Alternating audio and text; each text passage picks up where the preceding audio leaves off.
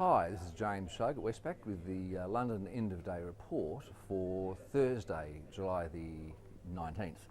A positive day on equity markets, certainly in Europe and currently in the US, where the US market has been seesawing a bit between positive and negative for the day.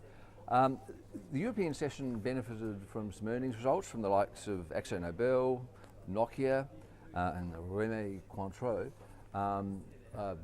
Better than analysts had expected, and continuing a run of earnings results both sides of the Atlantic that at least in the current quarter, the latest quarter, have actually tended to be reasonably robust. Where there has been some concern has been in the outlook offered by the companies, but today at least markets responded positively to those European reports. Also in Europe though, the Spanish government auctioned 2, 5 and 7 year government bonds. They put it all away, but there was reduced demand, particularly from the local banks, and yields made new Euro era highs at 5.2%, 6.5% and 6.7% respectively. There was no 10-year debt issued, but 10-year debt traded above 7% during the day today. An added complication is that the German Parliament, although it looks set to back the Spanish bank recapitalisation bailout, it's going to do it on the basis of an assurance from Finance Minister Schäuble that the Spanish government will always remain liable for the bailout loans. Now that contrasts with what EU leaders said just a few weeks ago, including Merkel, although she was very quiet at the time, when they said that the banks themselves would be liable. In other words, the banks would be recapitalised directly by the European Stability Mechanism. What Schäuble is saying is that the money will be lent to the Spanish government, who will then recapitalise the banks. So basically this adds to the Spanish government's debt burden, if indeed that's the way it proceeds. As I've said, they can say one thing one week and then it can apparently turn around the next. No reason why it couldn't go back the other way again. We also had a bunch of US data released, most of it weak. The US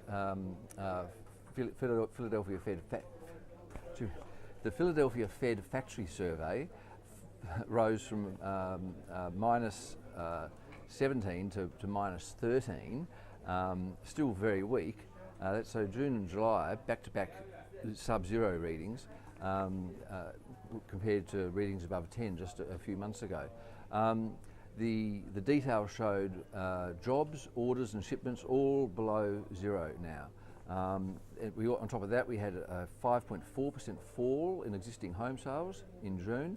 They're now running at their lowest annualised growth pace for the year, or annualised sales pace for the year so far.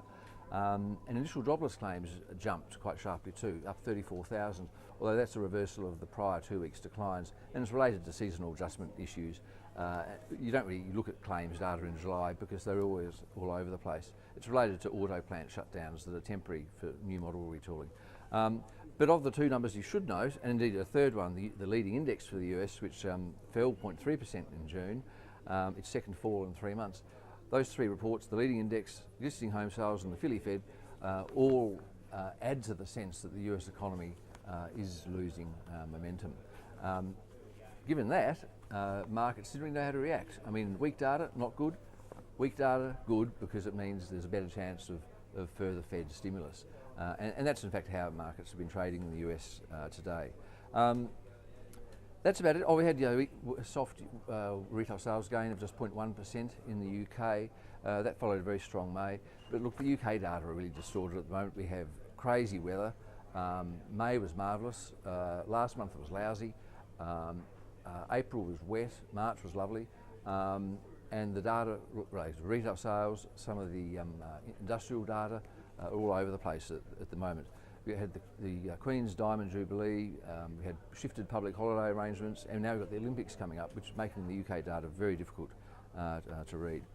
Anyway, so that's it for the main sort of events of the day. In terms of the markets, just heading into the close, the FTSE in London is up 0.5%.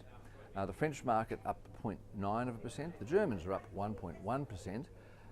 The Spaniards up 0.6%, and the Italians up 0.5% today.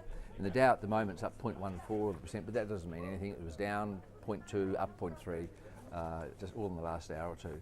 And there's still a few hours of trade to go there.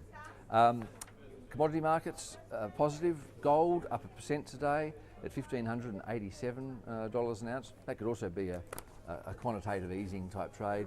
QE supposedly brings with it inflation risk, and gold is a hedge against inflation. Copper prices up 1.5%, and oil prices up 2.5% today. Middle East tension is still an issue there, but also oil benefiting from the increased speculation about quantitative easing. The Aussie dollar, it's at 1.1, where was it? What is the Aussie at the moment? 1.04. 1.042 is the current Aussie dollar price. We've got import prices and export price data out in Australia later today. And of course the CPI for Australia coming up next week. Okay, I'll be back with more tomorrow.